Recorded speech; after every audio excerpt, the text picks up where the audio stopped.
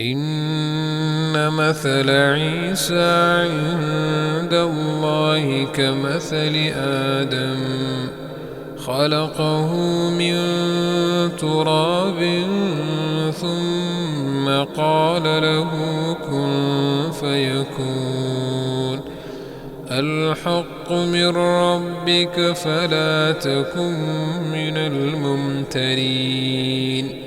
فمن حاجك فيه من بعد ما جاءك من العلم فقل تعالوا ندع أبناءنا وأبناءكم ونساءنا ونساءكم وأنفسنا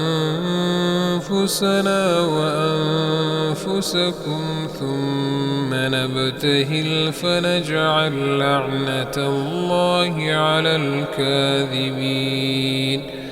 إن هذا لهو القصص الحق وما من إله إلا الله وإن الله لهو العزيز الحكيم.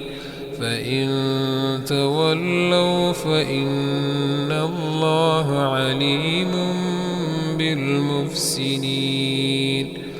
قل يا أهل الكتاب تعالوا إلى كلمة سواء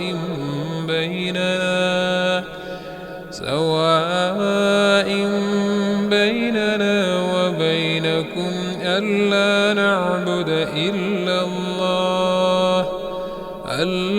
نعبد إلا الله ولا نشرك به شيئا ولا يتخذ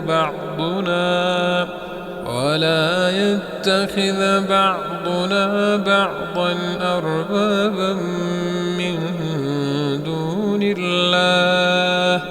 فإن تولوا فقولوا اشهدوا بأننا مسلمون.